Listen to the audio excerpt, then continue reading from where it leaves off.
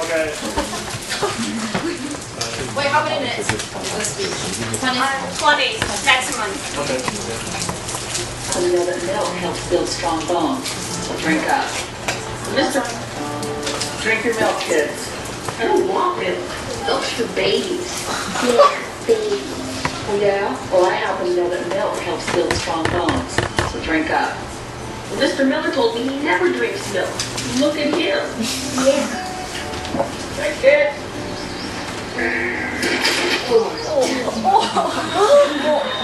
Oh, that's not sweet.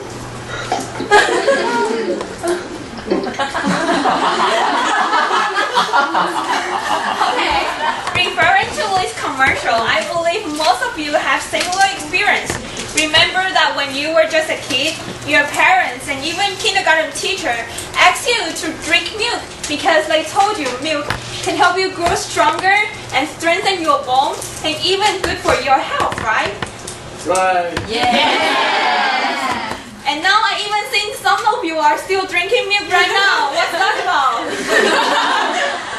But for the concern of your health and for your children in the future, it's so lucky for all of you to be here today because we are going to reveal the truth hidden behind those commercials and advertisements.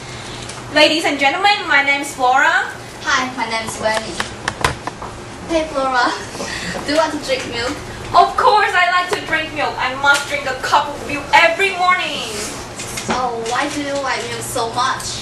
Because my mom told me that if I drink milk, I can become prettier and healthier. Well, I have a bad news to tell you that milk is not as good as you think. What? How possible? There's a speech here, and I'm going to tell you why you shouldn't drink milk. Oh, really? Then I must go to NCCU right now. See you, Winnie. Many medical doctors and medical trade unions approve the argument of not drinking milk. And we have read 3 books and more than 5 medical academic websites which contains over 100 of medical research papers approve our arguments. So you can trust our credibility.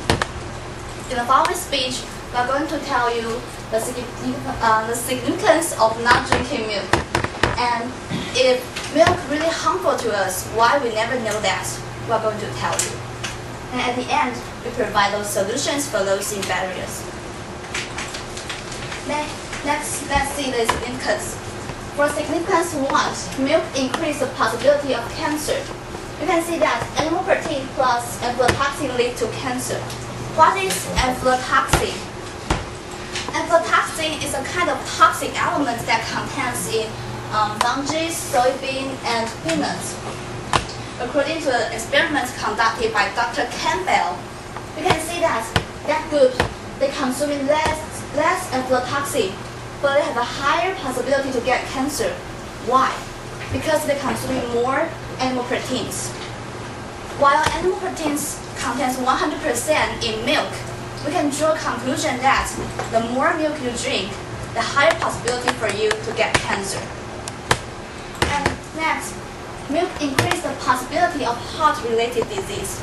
Before talking to heart disease, I'm going to explain a disease called atherosclerosis. Atherosclerosis is a disease that your blood vessel getting thicker and thicker due to consuming too much of fat.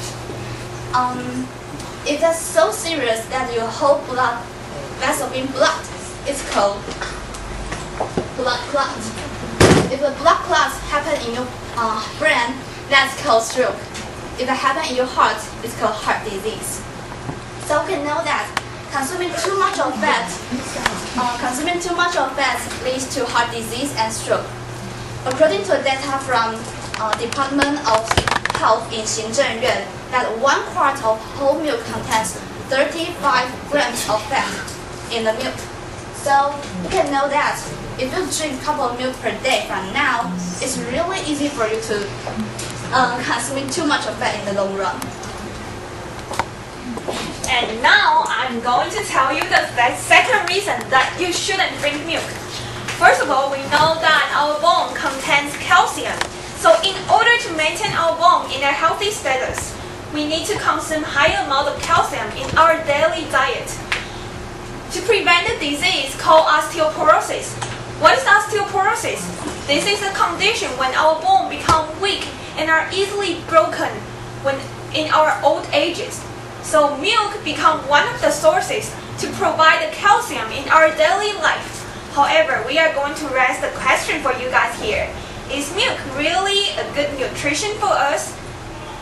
Unfortunately, scientists are going to tell you that no, milk cannot prevent osteoporosis.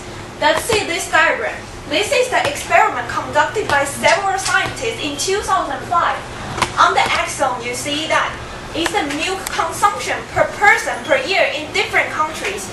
And on the y-zone is the bone fracture cases happen in these countries. You see that as the x-zone increased, the y also increased. What does this mean?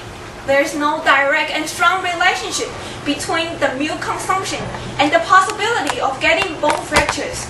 As a result, the theory of milk can prevent osteoporosis failed so badly. What's even worse, scientists further claim that milk cannot prevent but actually cause osteoporosis. How's that about? To understand this issue, you need to understand how our body reconstruct our bone our daily basis. First of all, there's a cell in our body called osteoclast. This cell will destroy the old bone tissue in our body. And then once our old bone tissue has been destroyed, a cell called osteoblast will rebuild the new bone tissue. Let's see another diagram more clear. What I need to mention is the number 3 item. In order to produce osteoblast, which is a cell that can rebuild our new bone, we need the help by the stem cells, which is in limited amount of number. So how is it all about? How is it related to consuming too much milk and dairy products? Actually, there are 2 factors inside the milk that will stimulate the bone remodeling cycle again and again in our early lives.